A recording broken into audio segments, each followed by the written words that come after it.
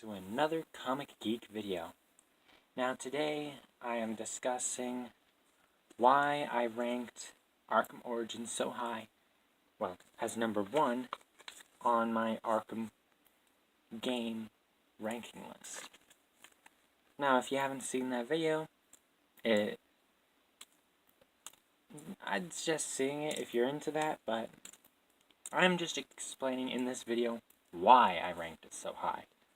Now, if you'd like the short version of that video, in number 7 is the VR, Arkham. In 6 is Arkham City Lockdown. In 5 is Arkham Origins Black Gate. 4, Arkham Asylum. 3, Arkham City. 2, Arkham Knight. And number 1, Batman Arkham Origins. Now, there is so much that I've got to say about this series and, well, about this game specifically, that causes it to rank so high. And I'll even mention the flaws of it. Now, this is seen as the worst of the Arkham games, at least the main 4, which are Arkham Origins, Arkham Asylum, Arkham City, and Arkham Knight. The other 3 are less known, less played Arkham games. Now, one of the major points that cause people to rank this game so low is the fact that it is really based off of Arkham City. I mean, its gameplay is almost the same. I mean, I'm serious about that. It's almost the exact same. But here's how I see it. Arkham Origins took what's good about Arkham City and added more to it. And they experimented a bit. Now, after Arkham City, it was said that Mark Hamill, the man who played the Joker in Batman the Animated Series, as well as the Arkham series, was retiring. And, or at least as Joker, he may have been planning to play other roles, but he wasn't planning to play the Joker ever again. Now, fortunately, he decided to change his mind and return for Batman Arkham Knight. Now, because of this, they had to find someone else to play the Joker. And it was pretty expected that Joker was gonna be in the Arkham Origins game in some way, shape, or form. However, what I didn't like was the fact that they made him the main villain. And, warning, spoilers. Sorry, I forgot to mention that. But I was kind of hoping the guy we thought was going to be the main villain, Black Mask, was going to be the main villain. I love Joker dearly, but I want to see a less-known villain get the spotlight. I mean, Joker has the spotlight in so many comics, movies, and video games that it's not even funny. We've seen so much of the Joker already, but yet most of the other villains just get side stories. They have less comics. Many of them haven't even appeared in Gotham. And they're pretty much forgotten about. And that is one reason I was so excited when I heard about Arkham Origins.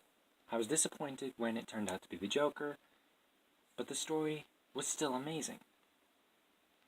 I mean, I'd have preferred it if Joker got a side mission, but I'm fine with it. I mean, Black Mask kinda did have the spotlight for a while. Granted, it wasn't the real Black Mask, but still. Joker did such a good Black Mask that you couldn't even tell. Now, the story, I'm going to give you a quick story synopsis. Black Mask is getting tired of Batman locking his goons in Blackgate. So he decides to hire 8 assassins, 8 expert assassins at that, to compete over a bounty of $50 million if they were to kill Batman before the night's end. And Batman has to save his city from these 8 assassins and take down these 8 assassins and the person who put up the bounty before the night ends and they destroy the city. This is a game that takes place on Christmas Eve and Christmas morning. I mean, it's not technically morning, but it is past midnight, so it would be Christmas morning. So the fact that it's a game I want to sit there and have the urge to play every Christmas, it gets somewhat of a leg up over the other Arkham games. I mean, I don't have the urge to play Arkham City every Christmas. So, it kind of makes sense. Now, one thing the Arkham Origins game did was they decided to experiment. They got a little ballsy. So they decided to try to create an online multiplayer version to include in this game. Now, one thing many of the fans enjoy is the Predator map. I love it because it's not just fight, it's planning, it's strategy, it requires a lot of brain work. That's what I love about the Predator mode. And the fact that they tried to turn it into an online multiplayer, that's really cool. Unfortunately, I did not get the chance to try it. By the time I got Arkham Origins for PS3, they already shut the online version down. However, before I did get the PS3 version, I had the Wii U version, so I did get to try the game. And I still love it. I mean, I would love for them to bring back the online version just so I could try it, but still doesn't take away. Now, many fans have complained about this online version, and I can see why. You're playing, basically, there are two separate gangs. Now, some players will be playing as one of these thugs, and their objective is to kill as many of the enemies as possible. There are 3 teams: Gang 1, Gang 2, and the Bat Team. Batman and Robin, to be more specific. That kind of sounds really good. I mean, it's a concept I haven't heard before or seen before in any other game, and that's kind of cool. Now, I can see that it already needs some improvement. I mean, you couldn't change the look of your thug. You couldn't buy new weapons or anything. If they were to allow you to custom make your thug, buy weapons from play in-game currency and stuff like that, that would up how much people enjoy it. I would certainly play it. And I'm sure many others would too. I did like the look of the Robin. Unfortunately, if you bought the DLC, including the Robin skins, after the online mode was taken down, you couldn't use those skins again. I wish they had made Robin a playable character for AR maps, that way you can use those skins. But they didn't. I mean, I spent quite a decent amount of money on these Robin skins, but I can't use them in either the Wii U version or the PS3 version. Quite unfortunate.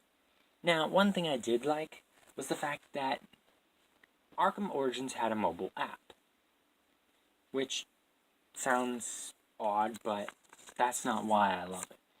What it did that I loved was the fact that the console game and the mobile game would interact with each other in a way.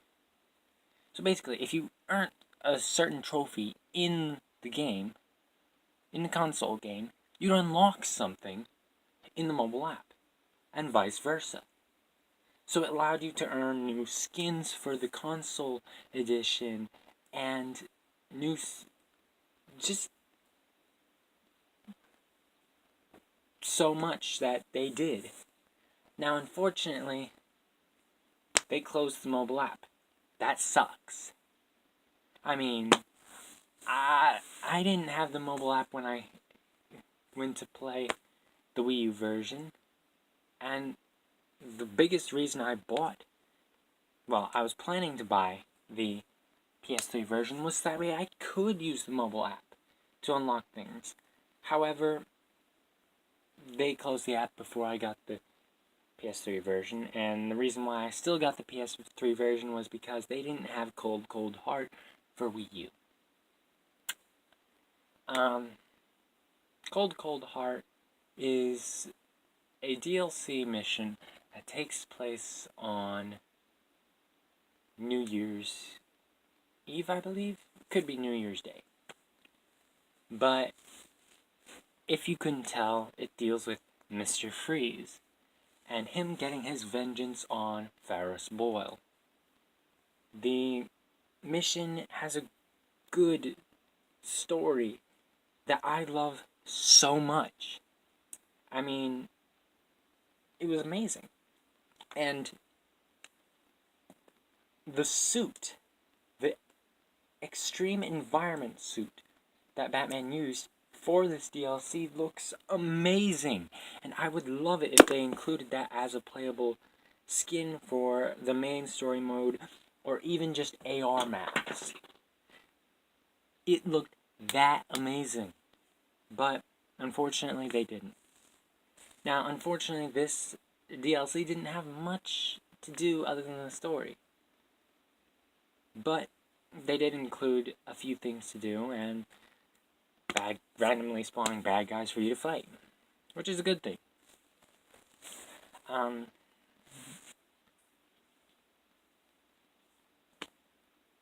more thing that Arkham Origins did that I love so much was the amount of side missions, as well as once you complete the side missions, you have detective missions. I love that. The detective aspect of Batman in the Arkham series isn't shown enough, in my opinion. And Arkham VR, which was meant to show off Batman's detective side, absolutely sucked because it was pretty much all just a dream. So, Arkham Origins is kind of the best you can get. Now,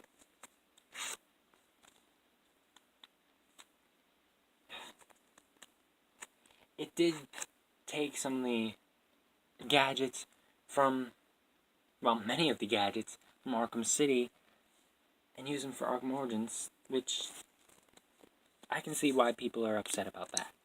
I mean, he's pretty much got his Arkham City gadgets before Arkham City even comes around, before even Arkham Asylum comes around. But these gadgets are different in many ways. In fact, I actually think some of the gadgets are better than Arkham City's. For example, the Disruptor in Arkham City can jam guns, detonate mines, and I think that's it, actually. While the Weapon Jammer in Arkham Origins can not only detonate mines, but do a lot more. That is why it's ranked so high.